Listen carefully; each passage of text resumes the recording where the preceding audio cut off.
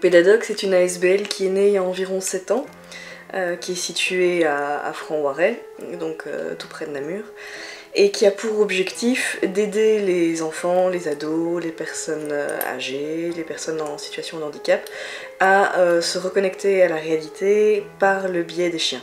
Et donc on a toute une sorte de chiens qui sont des chiens de zoothérapie.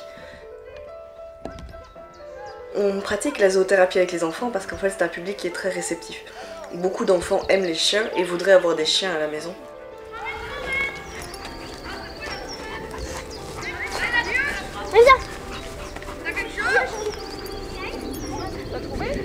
Dans la zoothérapie, il y a deux grands objectifs.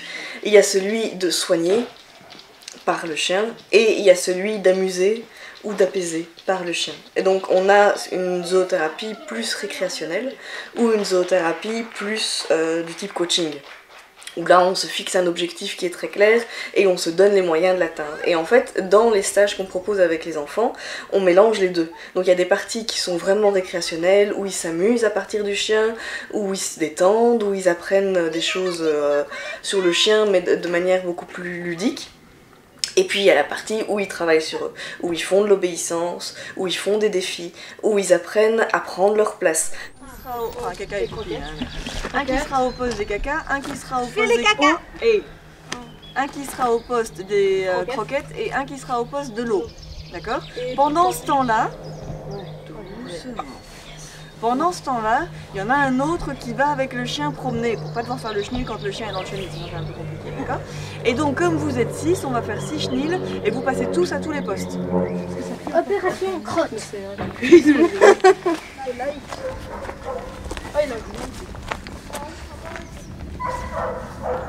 Souvent on a le fantasme qu'un chien c'est une jolie boule de poils agréable avec tout ce qui se passe bien et on s'imagine qu'en fait il n'y aura pas beaucoup de travail et que de toute façon s'il y a du travail ce sera agréable. Et donc dans le stage on leur apprend comment on brosse un chien, comment on fait prendre un bain un chien, comment on nettoie une cage pour chien, comment on nettoie des espaces pour chien, pourquoi on promène le chien, comment on promène le chien, comment on parle au chien, comment on communique, comment on dresse le chien, comment on fait en sorte d'avoir une relation tout à fait sécurisée et agréable avec le chien, ce qui prend énormément de temps et d'énergie.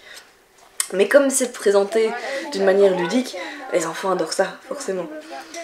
Tu vas les rincer? Ah, ça pue! Ouais.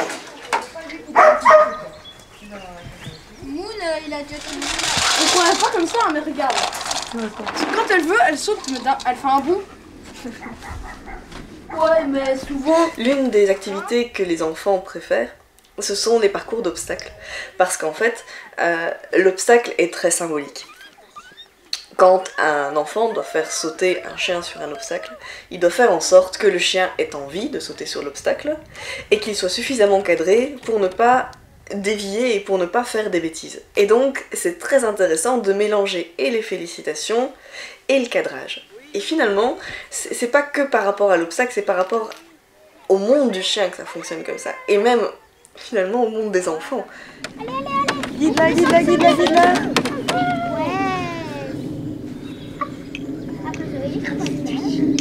Non.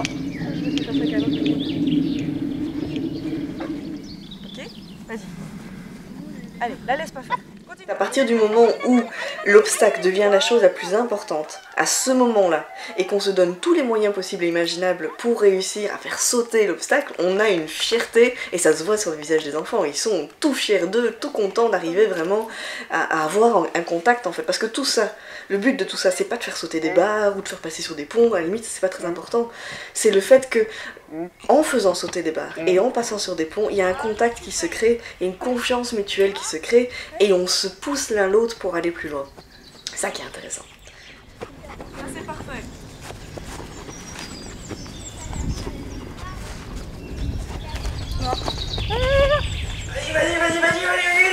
Vas-y, ça te fait gagner 3 points ça.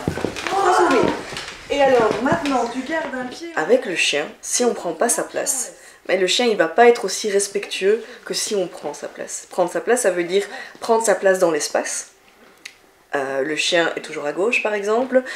Demander au chien de se mettre toujours à la bonne place. Le fait de pouvoir bouger et de choisir soi-même la direction dans laquelle on va, c'est pas le chien qui décide, c'est nous. Au fur et à mesure, on se rend compte qu'il y a une véritable alliance qui se crée entre le chien et l'enfant. Tous les enfants ont un chien préféré dans le stage. Et c'est pas toujours le même. Parce qu'ils ont vécu quelque chose avec un chien, ou il y a eu quelque chose qui s'est passé de particulier, et donc ils vont aller beaucoup plus loin avec ce chien-là. Ils vont se faire beaucoup plus confiance. Il va se passer un truc entre le chien et eux qui va les booster pour aller encore plus loin. Ils se sentent pas jugés. Ils se sentent pas critiqués. Le chien, il leur ment pas. Il se moque pas d'eux. Le chien est bienveillant. Alors le chien de zoothérapie est bienveillant, tous les chiens sont pas forcément bienveillants, mais ici les chiens ils ont été sélectionnés quand ils étaient tout bébés et ils ont été entraînés sous forme de jeu durant toute leur enfance, toute leur adolescence et le début de l'âge adulte. Et donc forcément ce sont des chiens qui sont hyper sécures. On n'a pas de risque d'agressivité avec les chiens qu'on utilise en zoothérapie, et heureusement, puisque parfois il y a des enfants qui viennent en stage et qui ont peur des chiens.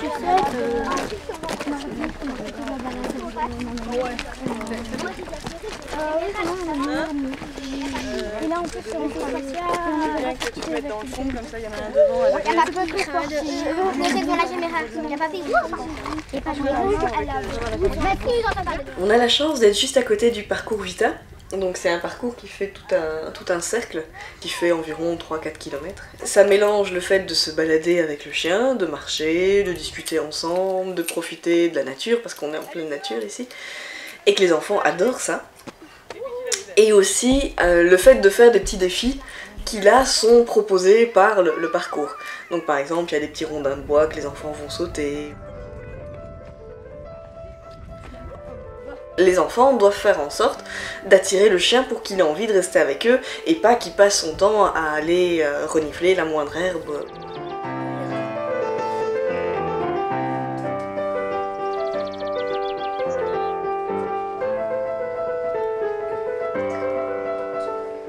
De nouveau, une activité où les enfants travaillent le fait de lâcher prise, le fait de profiter, le fait de simplement se laisser aller, et en même temps le fait d'attirer le chien, de se rendre intéressant, le fait de pouvoir vraiment créer une relation chouette et agréable. Si ce n'est que du travail, à un moment, et les enfants et les chiens ils en auront marre, ça c'est sûr. Parce que on a besoin de détente, on a besoin d'un contact qui est plus libre, qui est moins structuré, on a besoin de ça.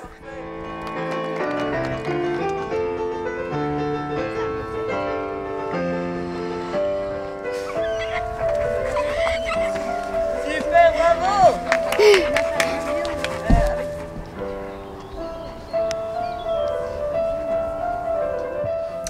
Les enfants qui viennent en stage, en fait, viennent de tous les horizons. On a des enfants qui sont très scolaires, qui se mettent la pression parce qu'ils veulent absolument réussir leurs exercices. Et puis on a aussi des enfants qui sont pas scolaires du tout. Des enfants qui souffrent d'un 10, donc dyscalculie, dysorthographie, dyslexie. Il y en a beaucoup. Des enfants qui n'aiment pas l'école, des enfants qui ne croient pas en eux, des enfants qui sont convaincus qu'ils sont pas bons. Le contact avec le chien va complètement changer cette tendance-là. Ça marche vraiment super bien. L'obéissance, c'est vraiment la communication la plus basique et la plus élémentaire. Donc le stage, c'est vraiment une manière de se retrouver entre personnes qui aiment les chiens ou qui ont peur des chiens. On a les deux. Et on a ceux qui aiment et qui ont peur.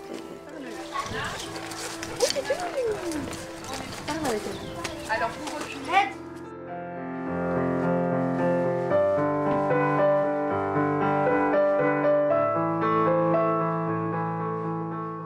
Une autre activité que les enfants aiment par-dessus tout, c'est la partie relaxation.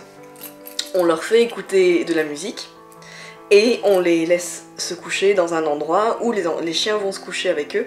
On fait ça avec des chiens particulièrement calmes évidemment, qui sont une invitation à la détente, au calme, à la douceur, au lâcher-prise. Je vais leur jouer du piano, parce que je reste tout à fait convaincue qu'entre écouter un morceau qui est déjà joué ou jouer en vrai, ça amène une différence, ça amène quelque chose de concret. Et d'ailleurs, ils adorent ça. Alors, quand ils sont pas nombreux, on peut aller dans une pièce où il y a un piano tout à fait naturel et où ils sentent les vibrations. Mais quand ils sont très nombreux, il faut que j'aille dans une pièce un peu plus grande. Et là, on prend un piano électrique. Ceux qui viennent d'une fois à l'autre, ils attendent l'activité où ils pourront s'allonger et s'apaiser avec le chien. Ça leur fait vraiment du bien.